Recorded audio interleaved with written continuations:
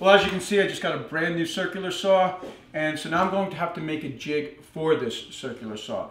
If you've watched any of my videos over the years, you'll notice that I usually break down full sheets of plywood with a circular saw and a jig that works exactly like a track saw. This is a really simple jig to make, and it's probably one of the most used jigs that I have in the shop here.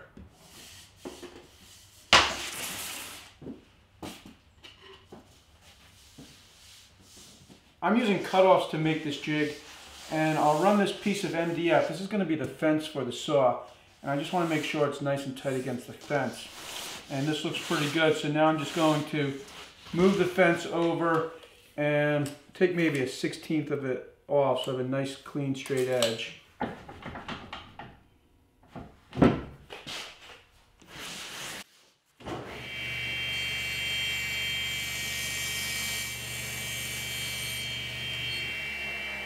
Now I'm going to add a good amount of glue to the MDF, and then I'll flip the 1/4-inch plywood over and make sure that I'm nice and flush on the back, and then nail through the 1/4-inch plywood into the MDF with 1/2-inch nails.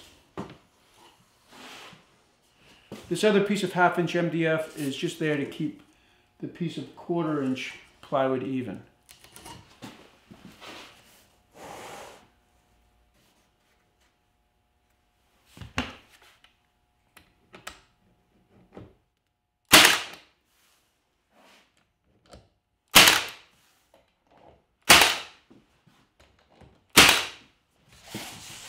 If you have any glue squeeze out, take a minute and use a wet rag to get rid of it.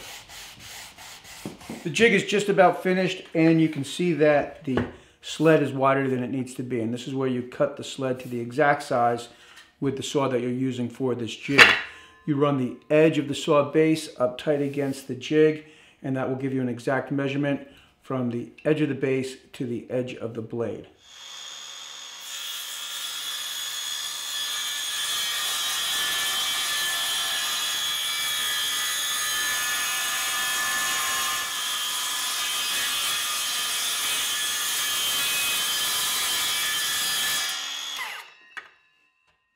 Okay, well that's pretty much all there is to it. It's a really simple jig to make. It's really useful, and it's probably not going to cost you anything because more than likely you'll have the cutoffs in your shop to make this. Now this is an 8-foot long jig, which is great for a job site.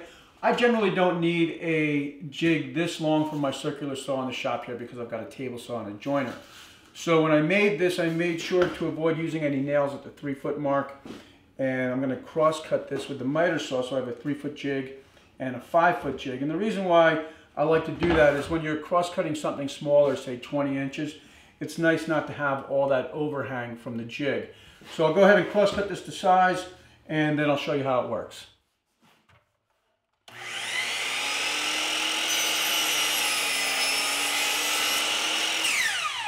Alright, so now I want to show you how easy it is to use this jig. I'll measure out 47 inches. I'll do the same thing on the other side, measure and mark at 47. You can imagine this is a full sheet of plywood. I just don't want to cut into a full sheet of plywood. Now I'll hold the jig at those marks. Hold the jig at each end with a squeeze clamp, and you're ready to make the cut.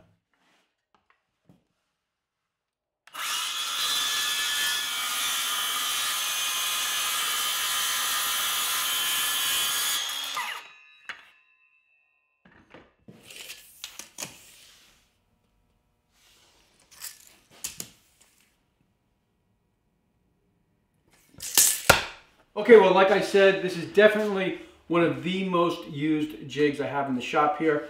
My friend Bill Wackowitz taught me how to make this jig, so I want to give him credit. When I worked at the Woodworker in Wayne, New Jersey more than 25 years ago, I worked with Bill. Bill made the jig and taught me how to make it, and I've been using it ever since. This is also one of my first YouTube videos I've ever posted.